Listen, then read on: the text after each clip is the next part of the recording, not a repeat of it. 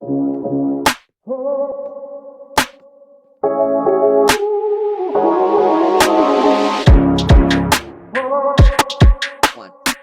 Okay, what's up guys? In today's video, I'm going to be explaining structure blocks and the slash structure commands, which is a way that you can save your builds in your worlds and copy them and put them in other places in your worlds, or even other worlds if you export them as a 3D model, which I'll explain how to do in this video. Structure blocks, other than command blocks, I think are the most technical block in Minecraft, but they're very easy to use, so I'm just going to jump straight into it and explain it, all the different things you can do with this, because there's actually quite a bit, even though it's pretty simple on the surface.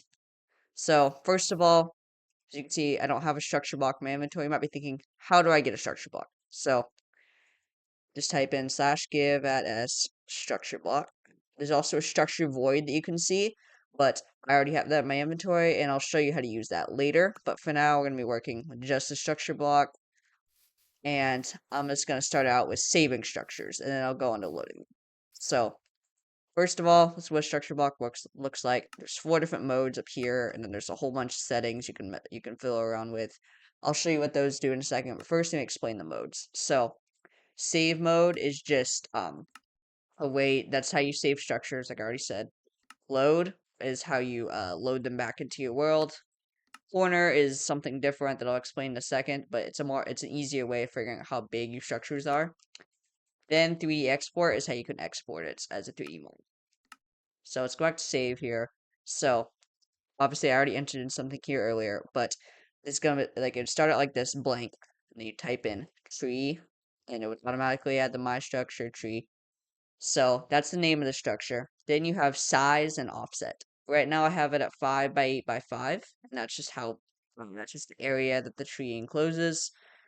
So as you can see, you can even like view it like this. It actually looks pretty cool. And also a trick, these little colored lines, you can use that to figure out how big your structure needs to be in each direction. And also you can use it to figure out which is X, Y, and Z. So pretty useful. And then offset is how far away from the structure block the like those little like bounding box is. So it's 1 block below it and 1 block in the X direction. So that's just so the structure block isn't inside it, and then the -1 on the Y is just so it includes the floor. If the structure block is inside of it, because by default it's 0, -1, 0. As you can see, the structure block's inside of here, and whenever we save this or load it, it would actually override itself. So we don't want that. So we're just gonna get rid of that, and then the trade's back to normal. So there's a couple more settings. So detect, I'll show you what that does later, but that's used with corner mode for like I said, finding out how big structure is. And then there's include entities and remove blocks. Include entities includes entities, obviously. So if I had like a chicken on top of here, it would actually include the entity with the structure. Then remove blocks, part of check this off. Now you can see there's nothing in here. Basically, if you wanted to save just an entity, but you didn't want to worry about any extra error blocks or anything like that inside it, then you would check off that, and then it would only save the entity and nothing else. And then this next one here, so it says save in memory, save to disk. Honestly, I think the only thing that this does is it just chooses if you want it to save to the world file or somewhere else in your computer. I'm not 100% sure on that, but I've never had a case where I've had to use save to disk. So usually it's going to use save in memory because that's the default, and then show bounding box that just shows the old box around it in game. So if I do that, then you don't have to worry about that. So let's say you can toggle that if you want. I'm just gonna leave it on for now. Then after you've done all that, you checked all the settings you want, you're gonna hit save. So now this tree structure is saved in memory. So if we come over here, we're gonna be loading structures back in. So this command right here is just a reset, so I can show all the different features. So now we're onto the load mode. So make sure you put load here. You're gonna see it looks a little bit different here. So you're still gonna enter in tree. So this were empty. You would just type in tree, and then then it's gonna save my structure tree. It's gonna realize that. Obviously, I already have a tree loaded in, but so the offsets I have it set to this, so that way the structure block's not inside of it. And then there's some more settings. There's include entities and remove blocks again, which is just if you want to load it in and make that decision, then you can do that. Then waterlogged blocks, I won't show you what it does because it's just gonna put a whole bunch of water everywhere, but all air blocks would be replaced with water, and then all the leaves would be replaced with like waterlogged leaves. So that's just like for loading structures underwater. Then these next two are a little bit weird, but integrity pretty much is how the percentage of blocks that actually load in. So 100 means everything's gonna load in. But say we set this to 50, then only half of the blocks would load in. So I'll show you what that means in a second. And then seed, I'll also show you what it means in a second because it's really useful in a second. So then there's also rotation, so that's just how many degrees you want it to rotate. Obviously, pretty simple. Then you can mirror it on the X or Z axis. You can do both. You can do just one, or you can do just X, just Z. So that's how you would mirror it if you wanted to. Then there's an animation mode, which I'll show you what that means in a second, and then also show running box. So let me go ahead and copy and paste this. Copy and paste. Yes, so that's just gonna get rid of that. So I'll go ahead and show what integrity and seed mean in a second. Let's go ahead and load this. Oh, I did have it on an animation mode, but see, so only about half the blocks loaded in. And if you're wondering why it took a second, it's because I did have an animation mode. But basically, I'll go over integrity first. So like I said, half the blocks will spawn in. If you wanted everything, let's go ahead and load it now. It's gonna do the animation, which I'll explain in a second, but yeah, so that's everything. So if you don't want to worry about that, just put in 100. Then the seed, if you want the same blocks to be removed or stay there like every single time, you can change up or copy and paste it so you always get the same blocks that are like that. So it's actually pretty cool. Very niche though. Usually you don't want to use it. So if I set it to something different, let me go ahead and do that. Like I said, the animation plays. Oh, I did not put it back on. 50. Okay, well now one more time. But the point I'm trying to make is different sets of blocks can be removed depending on the seed. Then finally, animation mode. So right now I have it set to place by block. We can also have it placed by layer or just none. Basically what that's going to do is, let's say make it placed by layer and then make it over a span of, let's say, 3 seconds this time. Not 53 seconds. Okay, now it's being glitchy. Hang on.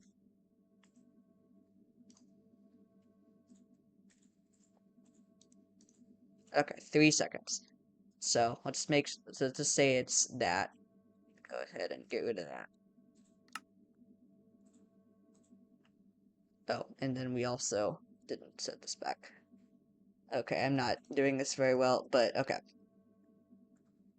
Finally.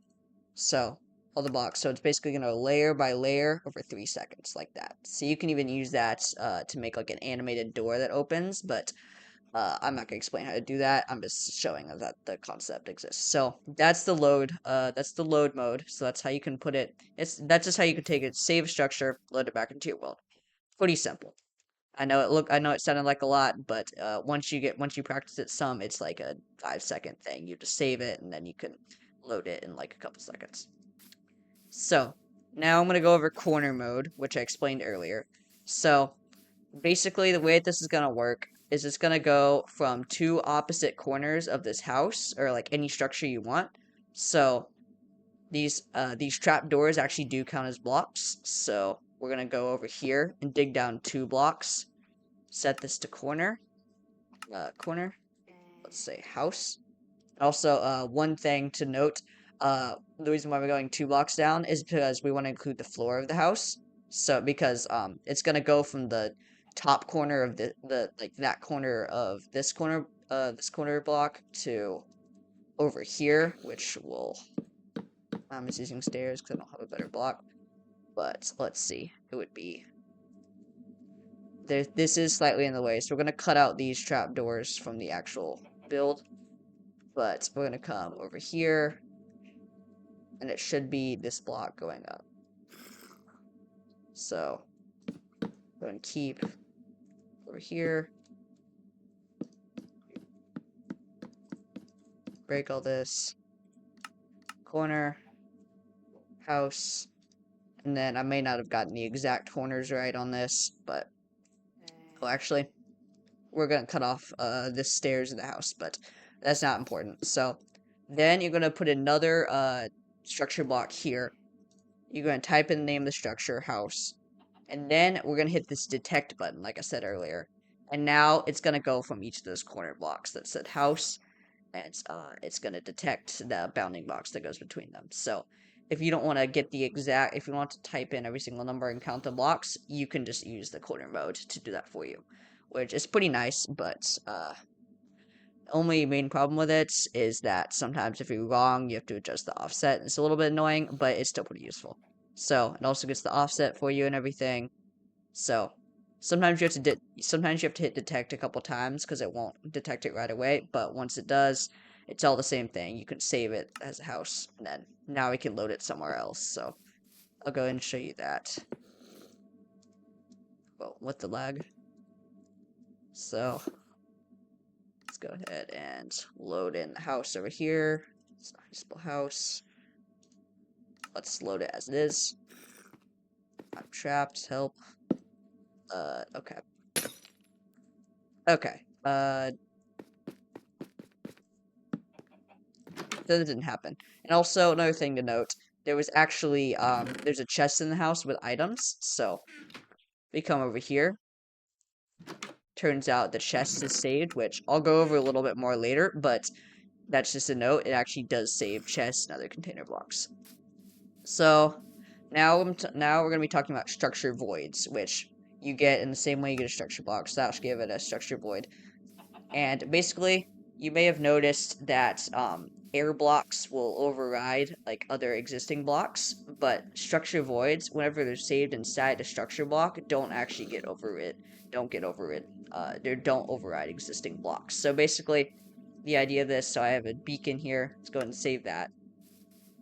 The idea of this is that if we go and load it, so basically, let's go ahead and actually move this up to 1, so that way it's hovering. Actually, no, let's do 0, 1, and 1, like this. So it's completely outside that. So basically the idea, say we place a couple blocks, like here. I don't know, let's just see, let's do this. So you can see there's a couple blocks interfering. If it weren't for the structure voids, if I load this, everything, the beacon would, like the air blocks would replace these white concrete blocks. But since they're structure voids, they aren't overridden, and it's like kind of an empty block. So that way, it's only the beacon that gets loaded in, nothing else. So that's it's kind of like using remove blocks, but you can choose which ones you want to remove. So it's pretty useful. So let's go and get rid of that. But that's how you use structure voids. It's also useful for underwater structures too, if you don't want to use waterlogged blocks. But anyway, so now we're going on to saving entities, which, as you can see here, I have a chicken jockey. So, well, one of the annoying things about like any jockeys, like chicken jockeys, like illager Ravager jockeys, they actually need 3 separate commands to you need 3 separate commands to summon a chicken jockey. So you have to summon the baby zombie and the chicken, then do a /ride command. But with a structure block like this, so he says my structure chicken jockey, and then actually quick little tip: if you have the offset 0, 1, 0 and have the size 1, 1, 1, it makes this nice little cube right above the structure block, which I think looks pretty cool. So only thing I want to mention is you're going to include entities, then hit remove blocks, so that way you're not including the air blocks here. You're only including entity, which obviously you could use a structure void, but it's easier just to hit remove blocks. So I'm going to go and save this, and then I won't load this in yet because I'll use that for the /structure command, but remember that guy for a little bit. So now we can, now we have the chicken jockey in just one structure instead of having to run 3 different commands. So last thing, so like I said, you can save container blocks, like with the house that I demonstrated, but you could also export 3D models. First of all, I'll just go over this real quick. So the chest has some grass blocks arranged in a high formation. I just named it high for obvious reasons, and then did that exact same cube above it. You actually don't have to include entities here. Like again, it doesn't matter if there's no entities in there. It doesn't matter what the setting is, but by default it is turned on. So keep all these settings by default. You go ahead and hit save. Get another one. Load. Make sure that this is 1, so it's the block above it. Let's do high. Then load it. So it's gonna be right here. Exact same information in grass blocks. So pretty simple. And then last thing, exporting 3D models. So there's 2 different ways you can do this. You may have noticed this export button down here, and then there's also an export button on the 3D export mode. There is a difference between these, so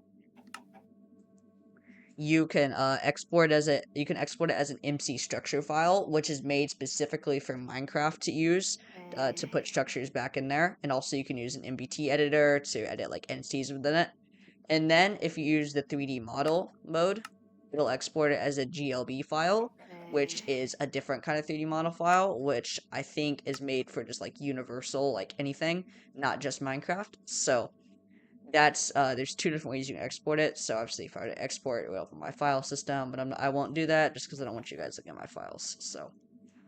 And one more thing to mention, you can import MC structure files and I think GLB files if you click on this button, and that will actually load them from a different world into this one, or you can share them with your friends, which is really cool.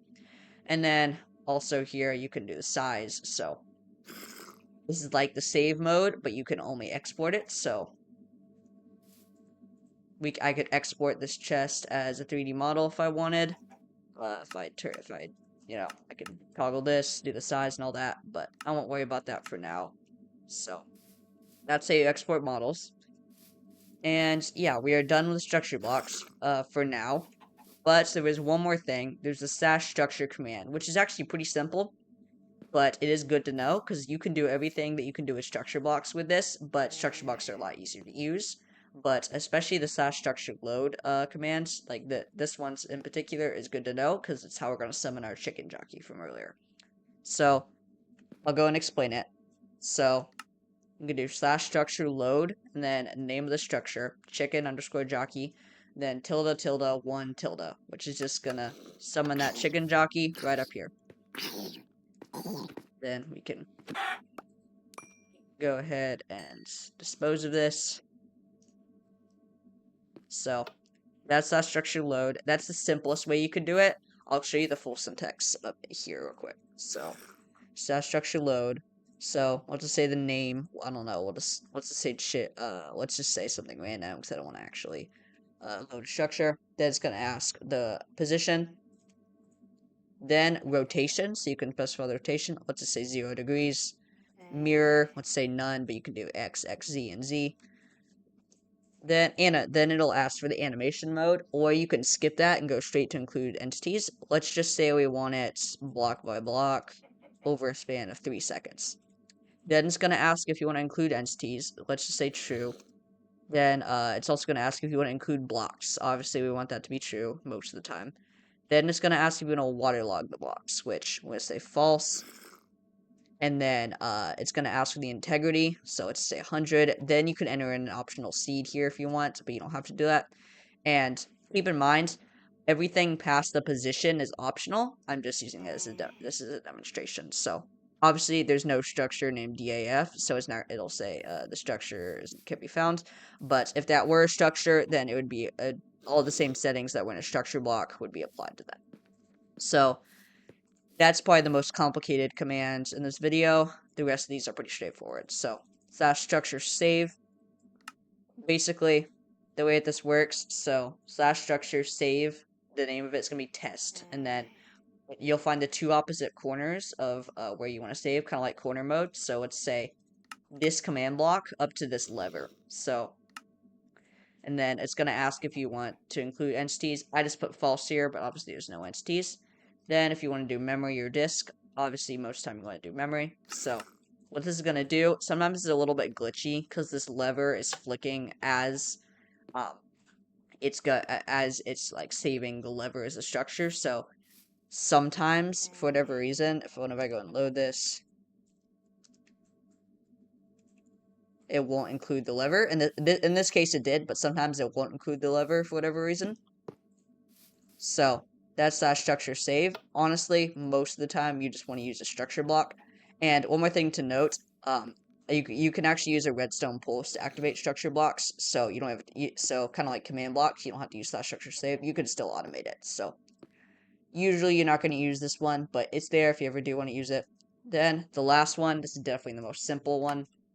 Structure delete, which is the next subcommand, and then the name of the structure test, and that's literally it. So say structure, my structure test deleted. So now if I try to run that again, it'll say can't be found. So that's probably one of the best ways to delete structures. So that was probably a lot to take in, but that's slash structure commands, and that's also how you do all the structure block stuff. So anyways, thanks for watching. If you made it this far, you have a good attention span. You haven't been ruined by YouTube Shorts yet. Congratulations. So, yeah, anyway, thanks for watching though. If you did make it this far, I make a lot of command tutorials and, other, like, sort of tutorials. It's actually my first, like, non-command tutorial with structure blocks, but, I'm planning on, maybe adding some, like, behavior pack tutorials in the future, so, uh, comment if you guys want to see that. Make sure to like, subscribe the video, like, subscribe if you enjoyed it, and yeah, just thanks for watching. I'll see you in the next one. Bye.